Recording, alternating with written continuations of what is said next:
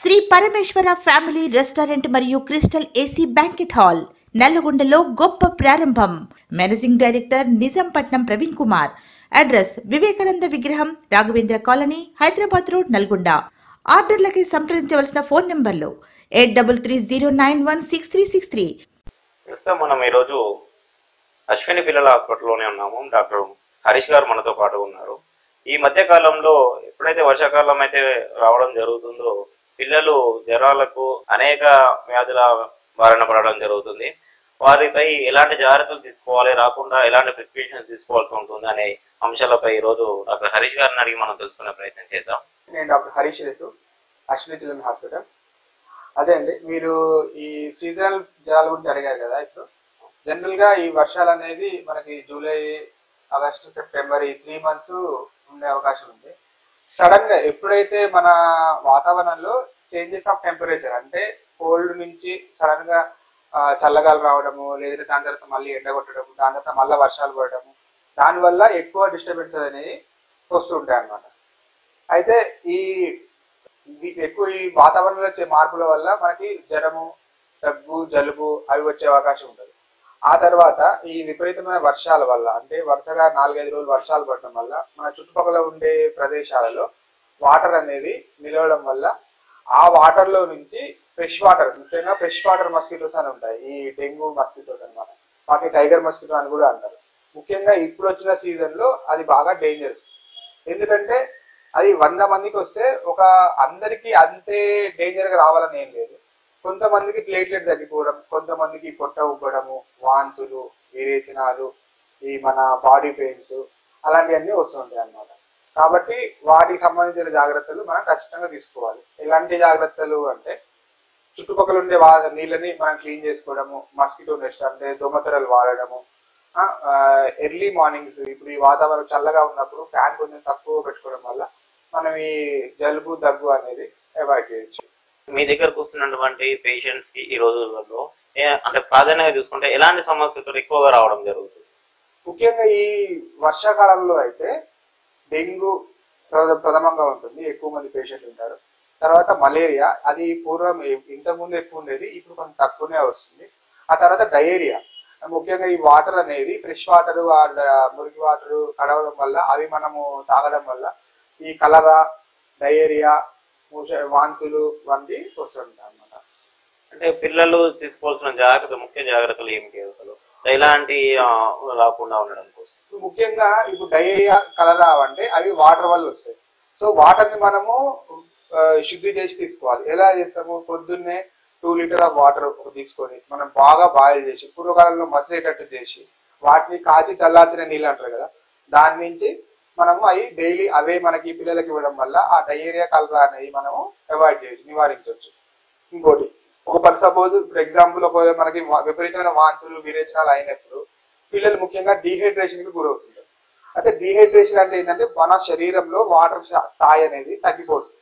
అలా జరగకుండా ఇమీడియట్ గా ఇంటి దగ్గరే మనం ఎలాంటి జాగ్రత్తలు తీసుకోవచ్చు అంటే ఓఆర్ఎస్ అయితేనేమో మనం బయట తీసుకుంటాం.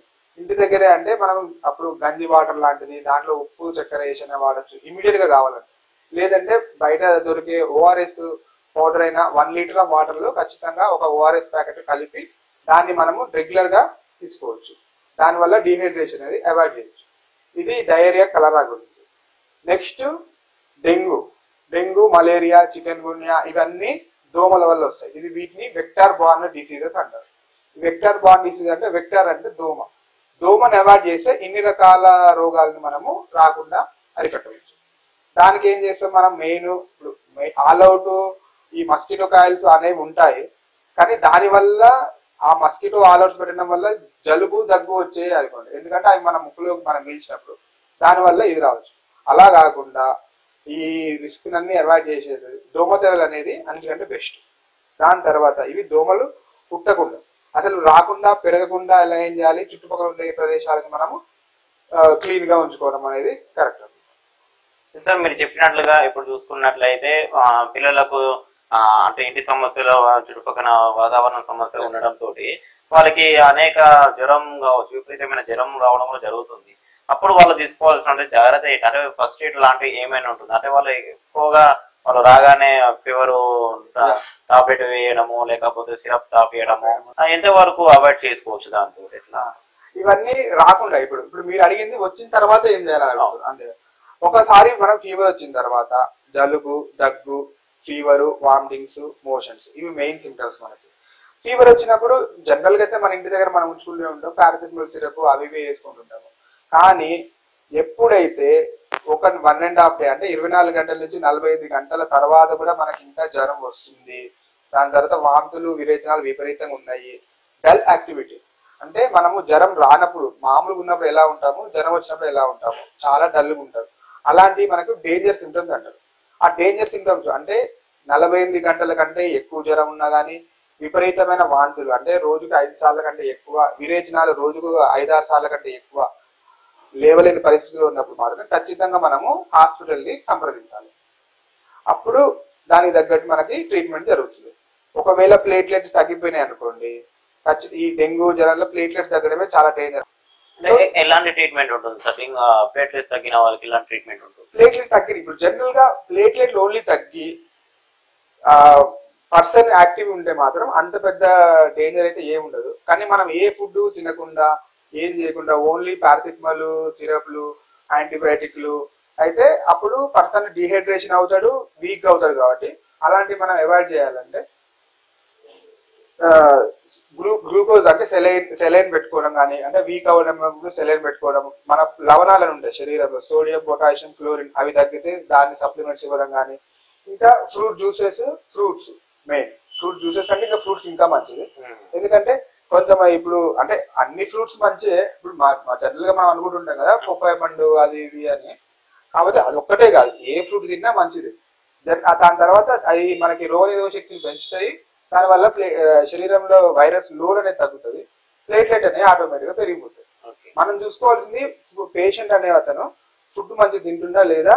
ఇంకోటి డీహైడ్రేషన్ అవాయిడ్ చేయాలని చెప్పాను కదా, డీహైడ్రేషన్ అవాయిడ్ చేయాలంటే ఈ ఓఆర్ఎస్ అనేది తాపించుకోవాలి, వాటర్ ఎక్కువ తీసుకోవాలి. ఇప్పుడు పిల్లలు కాబట్టి ఫ్రూట్స్ అంటే వాళ్ళు తినలేకపోవచ్చు, జస్ట్ జ్యూస్ అయితే లిక్విడ్ అయితే ఎక్కువ తీసుకుంటూ ఉంటారు కదా, అది బెస్ట్. ఓకే, అంటే మీరు ఫైనల్ గా ఇప్పుడు ఉన్నటువంటి పేరెంట్స్ కి ఎలాంటి జాగ్రత్తలు చెప్పబోతున్నారు?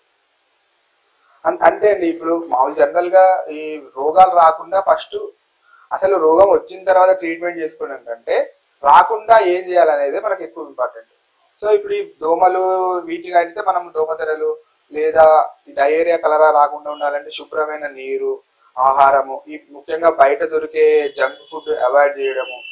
దాని తర్వాత 1-2 రోజుల కంటే జ్వరం ఎక్కువగా ఉంటే దగ్గరలో ఉన్న హాస్పిటల్కి వెంటనే సంప్రదించడము. ఒకవేళ అవసరం అనుకుంటే ఆ ప్లేట్లెట్ కౌంట్ ఎలా ఉంది అనేది చూసుకోవడం. ఇవి ముఖ్యంగా ఈ సీజన్లో తీసుకోవాల్సిన జాగ్రత్తలు.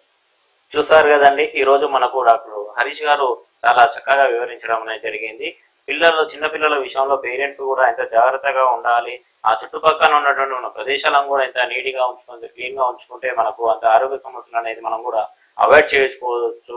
ఆ సమస్య తర్వాత కంటే వచ్చే ముందే మనం ఆ ప్రికాషన్స్ అనేది తీసుకొని జాగ్రత్త పడడం చాలా మంచిదని చెప్పి డాక్టర్ హరీష్ గారు మనకు తెలియజేయడం జరిగింది. నమస్తే.